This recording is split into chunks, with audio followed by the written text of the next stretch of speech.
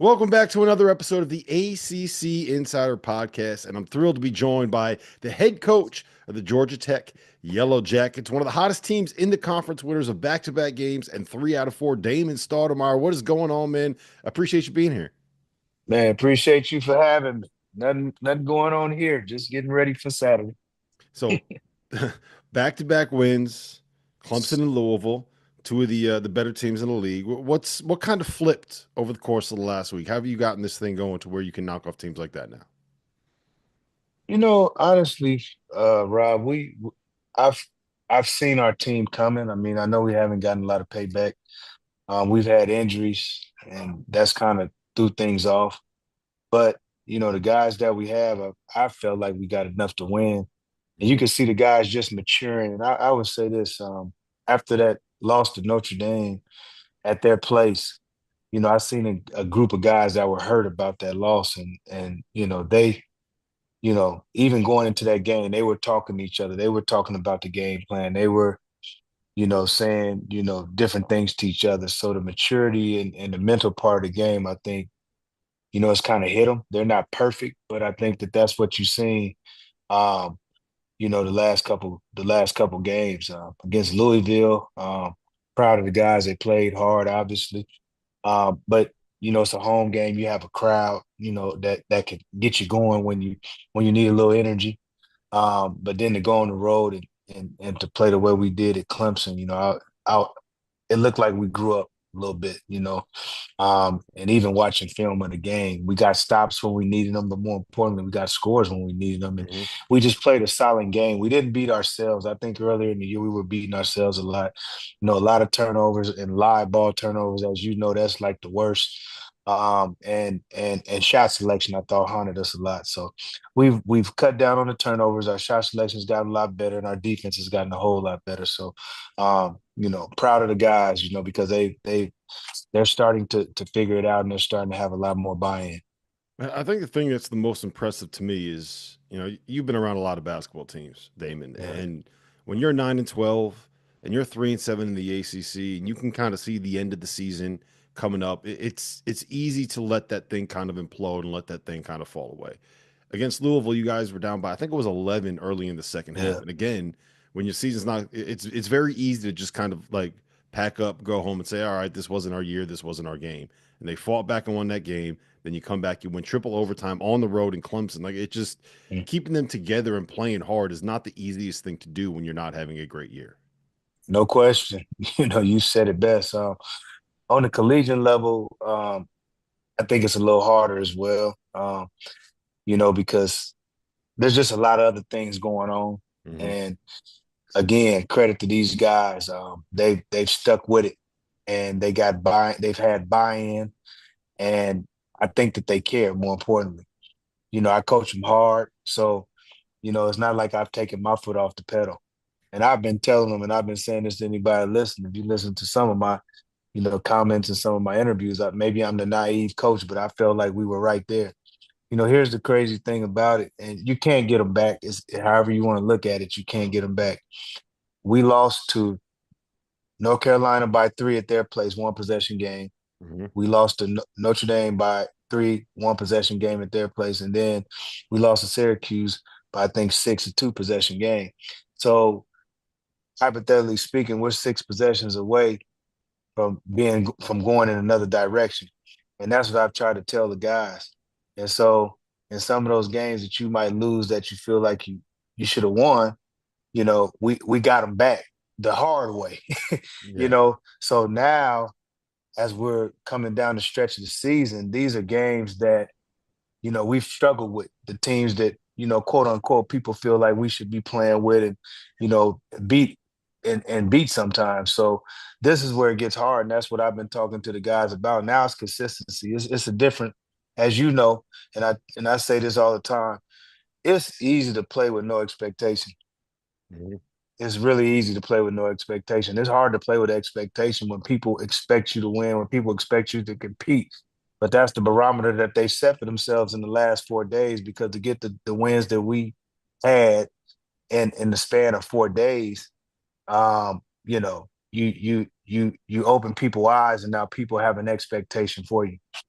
How much did what happened with NC State last year? Have you guys talked about that at all? Because I think it's you could see what they did. You know, it was I think were they an 11 seed in the ACC tournament? You win five straight games in the ACC tournament. You get hot. You get to the big dance. You win four in a row. All of a sudden, you're in the Final Four, right? It's if you guys get hot at the right time, that's all that it really takes in college basketball.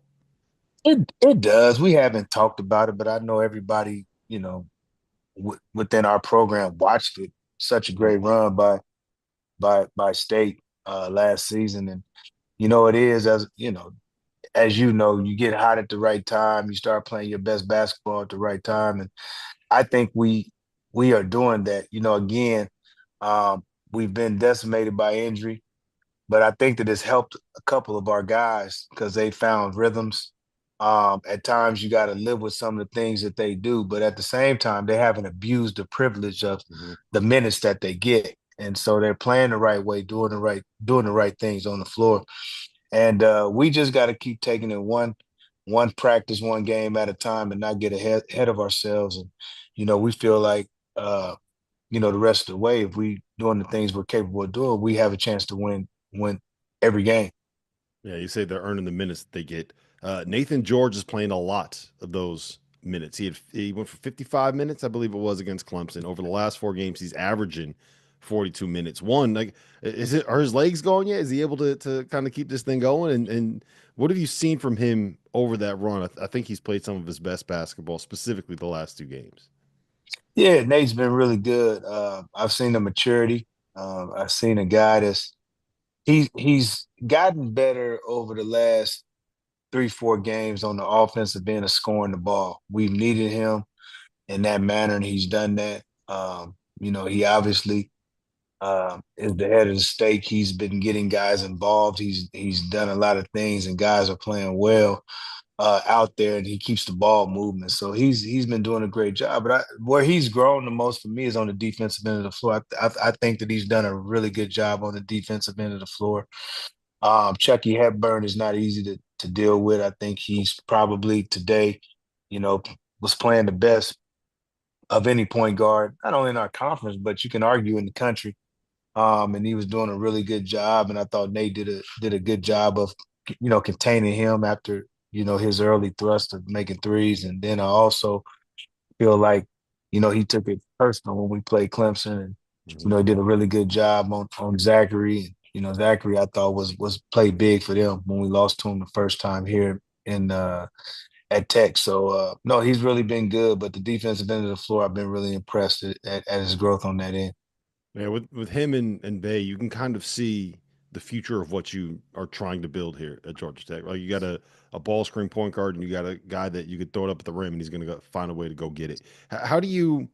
I mean, you've been there for 2 years. These guys have been there for those 2 years with you. How do you kind of take what you've seen in these last couple of games and maybe incorporate a bigger picture, keep this thing growing, say like this is what the future of Georgia Tech could end up looking like if we do this thing right. Well, I think the biggest thing and why I'm encouraged, not only the way guys been playing, the way we've been competing, like you said, is that, now you know what pieces that you need to go with the guys that we have moving forward. And I think that's the biggest thing. We do have a lot of older guys on our team, although they're out, but we got to figure out what do we need to be successful moving forward. We got a good recruiting class come in, but obviously we'll have to add some older players. But what does that look like? That's what we're finding out right now in order for us to take not only the next step in the ACC, but take the next step in the country. Mhm. Um, Duncan Powell. For the people that are watching this, the reason why Coach Stoudamire's hair looks so good is he was just finishing getting a haircut. So I got to ask you about Duncan Powell's hair because I think he has not just the best hair in the ACC. I'm going to go ahead and say he's got the best haircut in all of college basketball right now. I tell you, I don't know what the young fella had. To be honest with you, he calls himself Shag Man, and this is what I'll say. As long as he keeps playing the way he's playing, he can call himself anything he wants, But Duncan is a character. He's a guy that I love being around, and he's brought great energy. And I think that he's a charismatic kid, and he's really helped this program out. Yeah, I call him a lunatic in the best possible way that you can be a lunatic. And I just feel like his growth and kind of development from being a role guy to maybe the best sixth man in the ACC, one of the best six men in college basketball, is a big part of why you guys have been able to kind of make this leap to, winning 3 of your last four, beating Clemson, beating Louisville, and getting to this point. I agree. Offensively, he's been really good. I think the thing that's probably surprising to me and probably surprising to a lot of other people, even though he works on it a lot, is the way he can shoot it. You know, Mhm. Duncan can really stretch it out. And he can make shots. And again, just like Nate, I've been impressed with him on the defensive end of the court. He sat down the other night and he made a big play at the end of the game to secure the game for us, getting that steal against Hunter. Been really proud of him. He's grown. He had a little adversity earlier in the year. Didn't play him a couple games, but he didn't pout. He got to work. He got out his rut. He figured it out, and he's a big piece to what we're doing. Mhm. Did you see the video of when he palmed Terrence Oglesby's bald head after a post game interview? Did you see that? I was hoping that went viral because I was like, man, Duncan got some nerve just grabbing a man's head like Is that what he's like every day in practice? Is that what you're dealing with it in this program? every day, every day, every day. Matter of fact, you can go online. There's a clip of after we won the game the other night against Clemson, he's dancing and caught a cramp. You know what I mean? So Duncan is a character. I mean, that's honestly, we need that. Um, I got a team full of good guys, serious guys, but his personality, I think, is really good for the team that we have. So now that you've kind of gotten past Louisville and Clemson, now you got a little bit of a runway here with some winnable games where you can build momentum heading into the ACC tournament, heading into that trip up to Charlotte. What has to happen for you to kind of, I don't want to say get hot and do what NC State did, but to get yourself into a position where you can make a run like that, right? Like what's Right. the key to kind of keeping this thing going the way that it is? Well, this group has to stay locked in, and I think that with our backs against the wall, um, we were locked in, and I thought that when you look at our schedule, our last three games, I thought was since in the ACC was probably going to be the toughest, stretch that we had in terms of the 3 game stretch. And I talked to the guys about trying to see if we can go 2-1.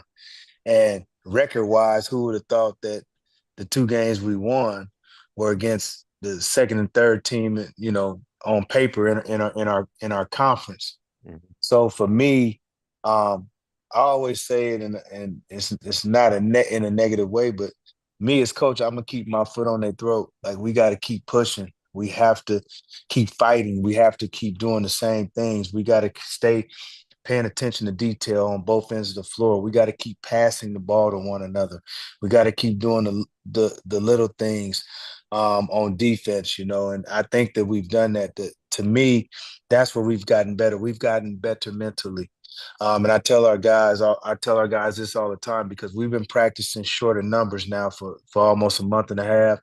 And I need 100% of your mind, not your body right now. You got to lock into what we're doing. And the guys have been locked in, and it's my job to keep them there. And that's the biggest thing. It's all mindset, Rob, as we move forward.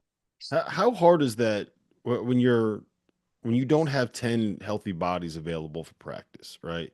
Is it hard to kind of keep these guys sharp, or is that something where at this point in the season you're mostly just, doing shooting drills and kind of trying to stay not get rusty when it comes to that, and then you're running like 5-on-0 and just kind of scout team stuff to figure out what other teams are like. Are you able to run a normal practice at this point in years? Guess what I'm asking. Well, I've had to change it up on the run, obviously, but what I try to do now is I try to use, my NBA background, so to speak. And the first thing we do after we stretch is we run.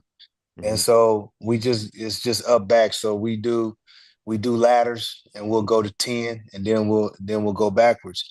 And as I tell them every time I put them on the line, it's not punishment, but that's how we got to get our conditioning. Hmm. Okay. And so what I try to do is, uh, from there, we'll get fatigued, and then we'll run our sets, and we'll go against our scout team, which consists of some GAs and some walk-ons. And so really what we're doing in that time, we're gonna, depending on who we play, if the team hedges, we'll work on the hedge and, just see the things that work. And it's like giving our guys a chance to get a feel for the way we want to script the game and, attack the opposing team on both ends of the floor. Then we'll break it down and get a lot of shots up. Okay, and then what we'll do is we'll end it with some transition and some dummy things. But we've had to switch it up.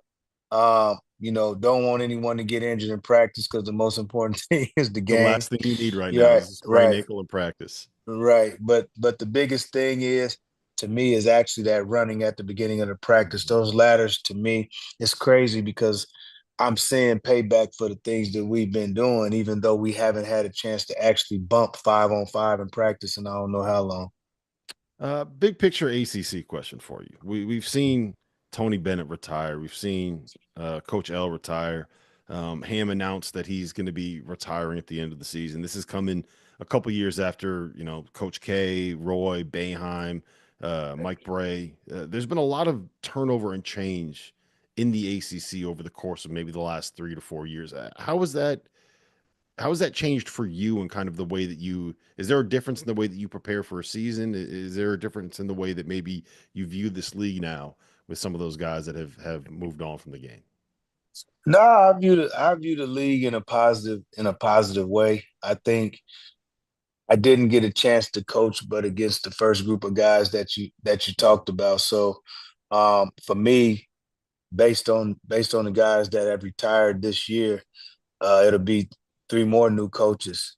And so when you look at the league, it's just there's new faces. And I think that you got a bunch of guys in this league now that not only are new, but still have a lot that they want to prove in the college game.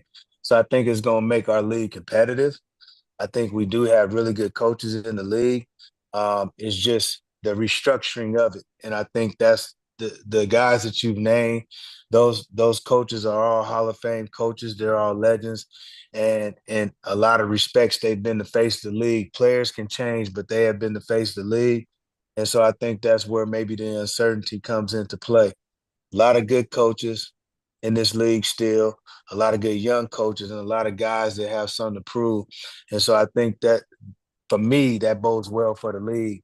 And I think that new rivalries will emerge. New coaches will emerge and rise. And I think that's the beauty of it. All right, three quick ones for you, and you got to answer all three of them. All right. Number one, let's just say you're hosting a dinner for the entire team. Who is the one member of the coaching staff that you will not let get anywhere near the kitchen? Carl Hobbs. He can't cook. No, man, the man's sloppy. He gonna drop something on the ground. He gonna leave some crumbs somewhere. That's just coach. coach, coach can't help himself. Can't help himself. All right. So you've had kids, right?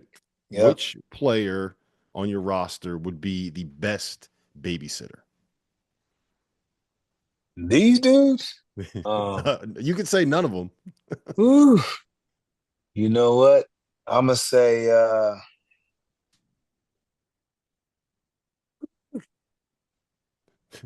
That's a answer. that. That's a, that is a that is a. You know what?